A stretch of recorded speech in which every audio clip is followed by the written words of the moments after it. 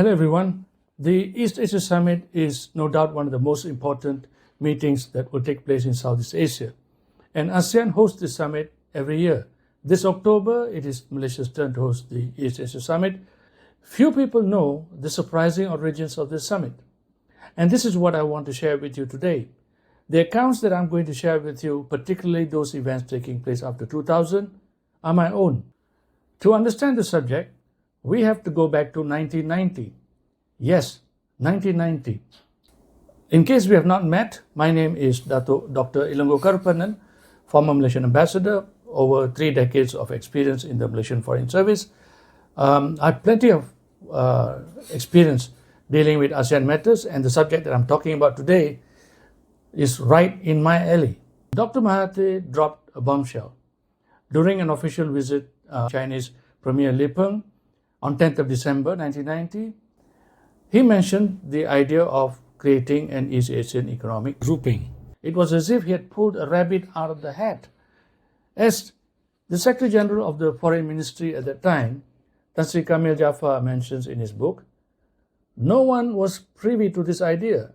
He himself did not know about it, let alone anyone from the region. And this was quite a departure, because in the past, we would first informally consult with the members. Perhaps envoys might have been sent out to other member countries, particularly Indonesia, which is recognized as an important or leading member of ASEAN, to seek its support and perhaps views. But none of that was done. And the Americans were dead set against this idea because they didn't want East Asia to have some kind of exclusive grouping. And because America was dead set against it, Japan would not touch it. Remember, at that time, China's economy wasn't as big as it is today, and Japan was still the leading economy of that time. But Japan, as I said, was not supportive. Of course, Australia, New Zealand, and the rest were all suspicious and worried. Even within ASEAN, members were not clear because they had not been consulted. And maybe this is a good time to ask you to hit the like button. Just below the video, you'll see an icon that shows a thumbs up like this. Please hit it. It's important because the YouTube algorithm recognizes that people like to watch it, and it will show this video to more people. The officials gallantly fought this idea at all meetings, the ASEAN meetings and APEC and all kinds of places. In fact, many countries were sympathetic, but still geopolitics was too difficult to surmount. So accommodations were attempted. Perhaps it could be a caucus within APEC even, perhaps. Such proposals were supported by some, but not by others.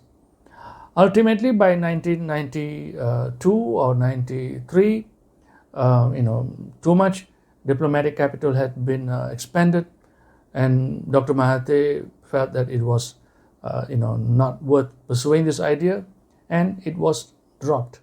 And now, the second part of the story, it takes place in 1997. The Asian financial crisis came with an opportunity to test this idea once again. You see, what happened was that the financial crisis was a contagion. Many countries in Southeast Asia and East Asia were affected. South Korea was one of those that were very badly hit. So, in 1997, Malaysia hosted at that time what was known as an informal ASEAN Summit, where one of the most important discussions were about how to deal with financial crises such as this, and what could the region, meaning the whole of East Asia, what could they do to mitigate and prevent future crises like this. So ASEAN had its summit. It also had summits with Japan, which already had institutionalized an ASEAN-Japan summit already several years. But in 1997, ASEAN also inaugurated the ASEAN Plus Korea Summit and the ASEAN Plus China Summit. These summits, for those who know the subject, are known as the ASEAN Plus One framework. Now, the 3 separate discussions, were useful in that they could inform each other on what could be done. But the argument was that it was much better for all the countries to be together in a summit, in one meeting. Therefore, on the sidelines of the ASEAN Informal Summit in 1997, Malaysia proposed the idea of all three of them joining ASEAN in a summit.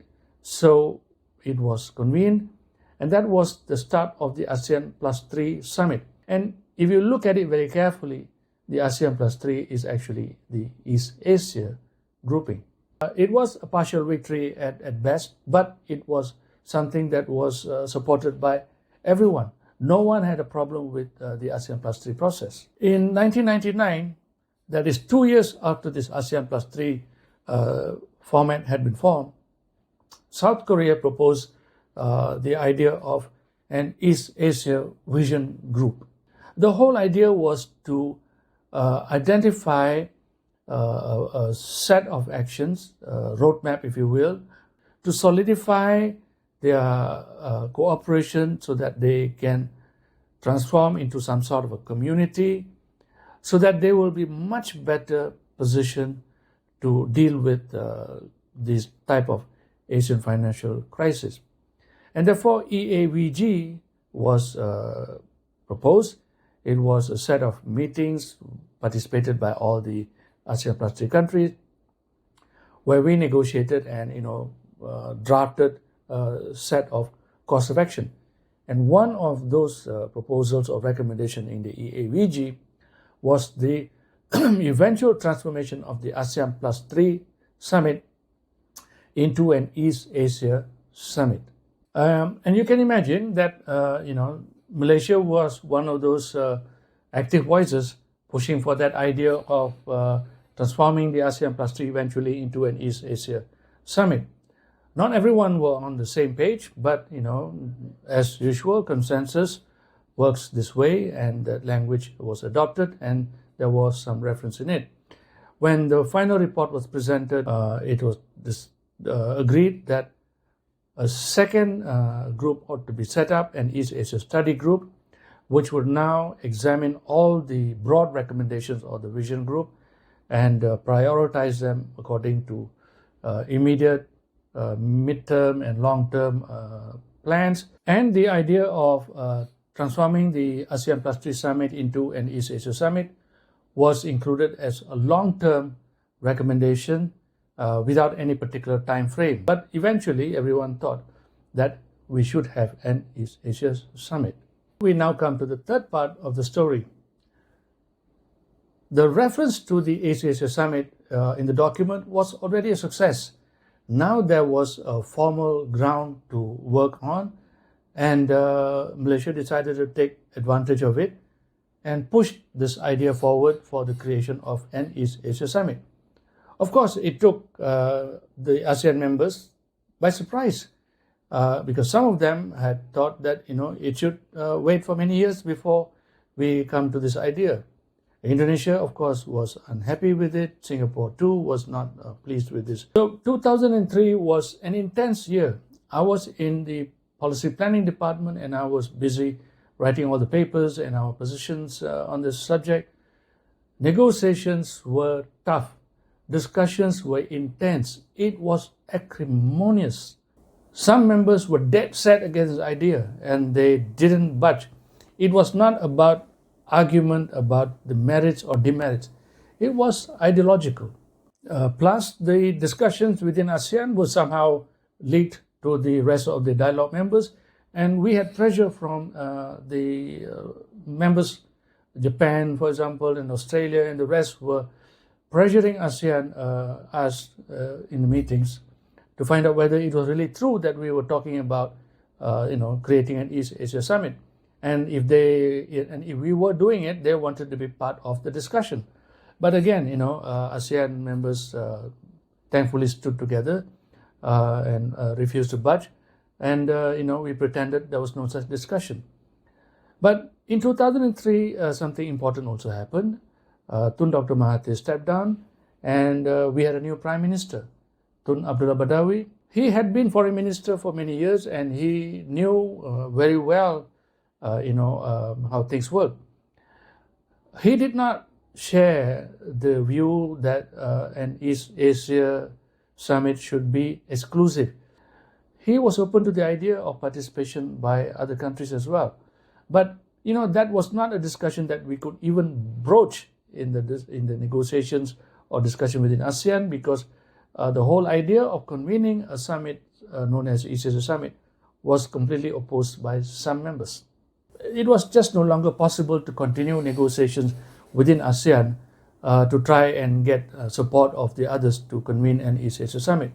So Malaysia decided to do something else to break this impasse, and that opportunity came when Laos was taking over as the ASEAN chair and was about to host the first summit.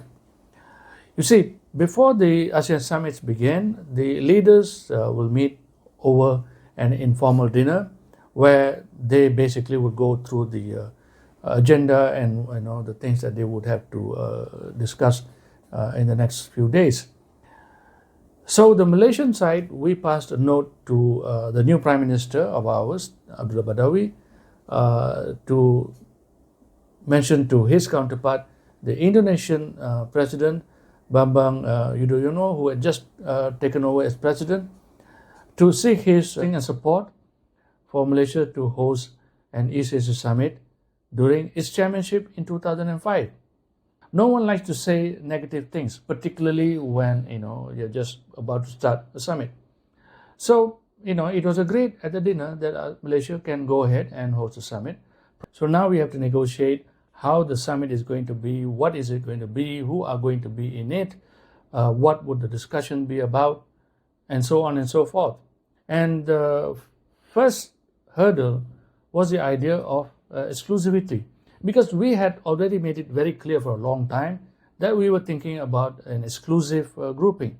But as I mentioned to you just now, the new Prime Minister Abdullah Badawi, was not wedded to this idea.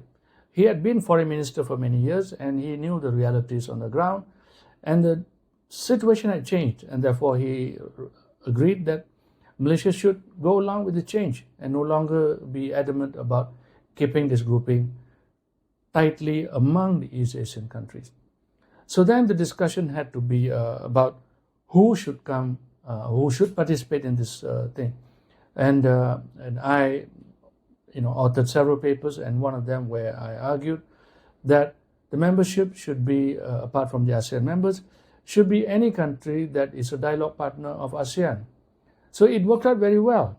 And the 10 dialogue partners included not just Japan, Korea, and China, but also involved countries like America, Australia, New Zealand, India, Russia. 2004 was terribly intense. Tensions were high.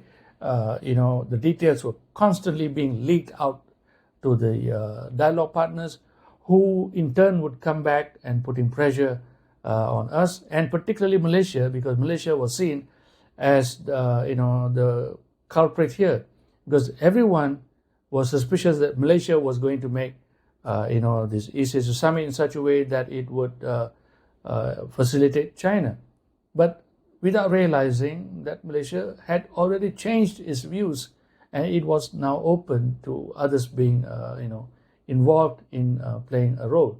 But it did not stop the newspapers and academics from speculating out there that Malaysia was scheming things to create a pro-China kind of forum. But that was not true. By 2004, we wrapped it up that East Asia Summit is going to be convened. And to make it simple, we agreed that the agenda of the summit should be an extremely simple one. The Prime Minister had said that this is going to be a leaders-led summit. Now, a leaders-led summit means that it would be something that they can discuss, from their own experiences without having to be supported by vast amount of data and details and officials around them. So the agenda had to be equally simple. The first East Asia Summit was convened, and it had just two main items. One, the discussion was what the regional architecture is going to be about, and number two, what practical kinds of work could be done by East Asia. there you are. I was there when the East Asia Summit was born. And as Malaysia prepares to host the summit again this year, the question is whether this summit will be an arena where compromises can be made and cooperation can be forged, or whether it will become a front line of major power rivalry. If you like this video, kindly hit the like button and subscribe and share this video as well.